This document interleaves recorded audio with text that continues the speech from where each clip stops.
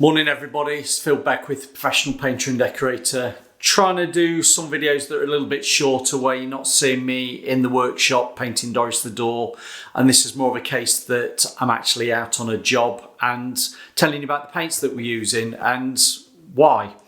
Right, I'm actually in the utility room area, that's why we've got a little bit of an echo. Now, utility room area's got washing machine in it, it's got tumble dryer, and environment wise, we advised that when we came to paint the walls, we were going to use this PermaWhite, Zinsser PermaWhite. And if you're a decorator, if you're a DIYer, if you're the pro, if you're a semi-pro that's not tried this, I'm going to say to you, give it a go.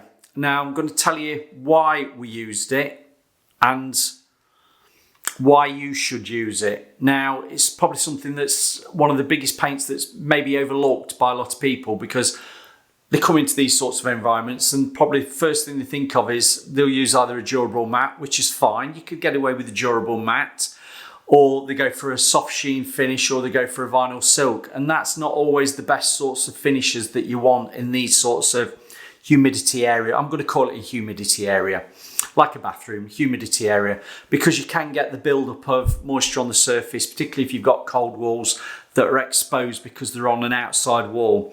And you might be finding in certain areas you've got little bits of mold spores forming, which a lot of people probably just get some bleach water, they might get some of the spray kitchen cleaners, and they might just clean it off and think nothing of it.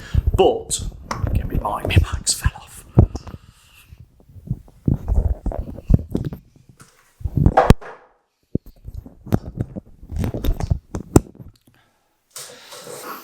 My mic's fell off. Right, so one of the reasons I spoke about why.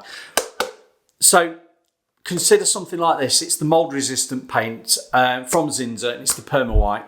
Now this is the actual matte finish. I have used it previously on a bathroom where I've used the satin.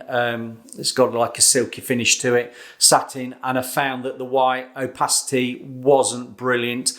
Trying to go over a magnolia yellowed ceiling, I call it magnolia yellowed ceiling, and it just was a little bit too, yeah, it needed 3 coats.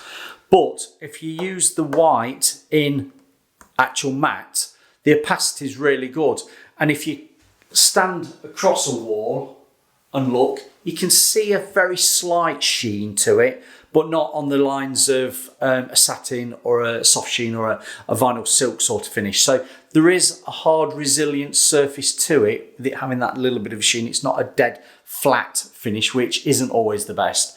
But the beauty of using this actually in here is if we have got a build-up of a bit of condensation when tumble dryers are on or anything like that, this has got the mold resistance to it. So it's going to be quite beneficial to you to actually use something like this. So I'm going to read the side of the tin for you if you can just see it.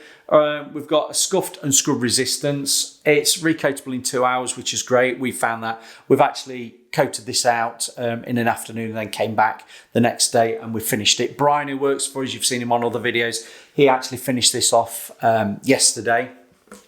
Today I'm just finishing off the last bits of woodwork. Yeah, so I was telling me the life's history next. Then we've got the mould and mildew resistance, and it's a 7, we're going to call it, let's be fluid a bit with it, it's up to a 7 years performance. There's always going to be that little bit of a get out clause where if it happens over a 4 or 5 year period, it probably will say up to, right? But it does say 7 years, and it's washable and non-burnishing. And that's the burnishing part of it, is particularly when you've got a matte paint and some of these flat mattes and even some of the durable flat mattes, you only need to scrub against it with your shoulder or a sports bag if you've got kids coming in and out with PE kit. My kids are notorious with the golf clubs and the cricket bags. They scuff the walls and you can see it burnishing and slightly polishes up. But this is resistant to that, and I don't know whether you can see on the side of the tin, you probably can't. It does look actually a flat finish, but until you actually get it on the wall, there is that little bit of a sheen to it. So there is that hard wearing element that is going to protect you from that burnishing side of things. But this, and you're going to say, well, Phil, it's a lot more money than using contract matte or something like that. I know it is, but if you're trying to, particularly if you're trying to aim for a customer that will appreciate your knowledge of knowing what products are out there to use, This, of course, it's going to be a bit more expensive. You're probably looking about, depending on where you get it from, might be 55, 60 quid for a 5 litre tin. Now, compare that to just using a contract mat that might be, let's say, could be 30, 40 quid for nearly 10 litres. Yeah, I know, but you're not going to get that mould resistance element to it. And if you start buying the little sachets, I think you can still get them, that you use as an additive to make that paint, I'm going to say resistant. It doesn't always work like that. It's going to give you an element of mildew and mould resistance by adding these little additives. Yeah, that suddenly comes expensive because those little sachets aren't cheap, are they? You might as well start with a paint that is, I'm going to say tried and tested. And I know some people say, oh, Phil, you're not really trying and testing the paints properly. I've used this numerous times over the last number of years and I know it works. Now, this does make a big difference to a room. And the room just there, you can't see it, is a bathroom. And we've also used it in a bathroom. That wasn't too much of a problem for having a mildew or a mould problem because they had got ventilation in there. There's a fan and there's also a Velux window. So they weren't getting a build up on anything like that. But in this area here, where there was the tumble dryer and the washing machine in here, you did notice it when you walked in. You could feel that dampness in the air. So I'm going to say belt and braces, bib and brace, whatever you want to call it. It's not a bad thing to be recommending something like this to a customer because they're going to appreciate your product knowledge, what you know about paints that actually work, because I have tried and tested this. We do know it works. And to be fair, Zinsser do some cracking products, don't they? And you're going to say, what do you mean some cracking products? Well, it's helped me out on this job. I'll just spin it around here. There was an area of that wall there, and folks are going to moan at me. They're going to say, oh, Phil, you're going on about it. There's an area on that wall there that is a bit of an extension. It's a bit of an add-on. And somebody had floated out some plaster. All right, skimmed some plaster. Now, Brian came round with his first coat of paint and he says, Phil, there's areas that have just suddenly started peeling away. And we looked at each other and went, peeling away?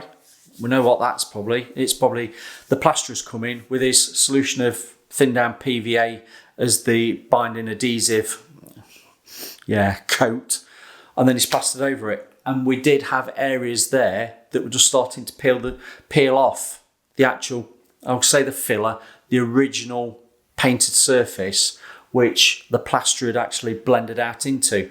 Now, what did we do? Brian got a little bit of a scraper, got it back to a tight edge, bit of a sandpaper over it to scratch it up and try and smooth it out best he could. And then he went with some peel stop. Peel stopped it, let that dry, got some fine surface filler, floated that out. When it was all dry, just light sand down, and then he touched it all in as like priming it, and then he gave it a proper coat. And do you know what? It's held. It's not been peeling. But we put that down to just the splashing out of PVA. That's another thing. Altogether, never used PVA. But no, all in all, this job, use this. Very impressed with it. Thank you very much, Zinsser, for making these products for us, because I don't know what we'd do without you.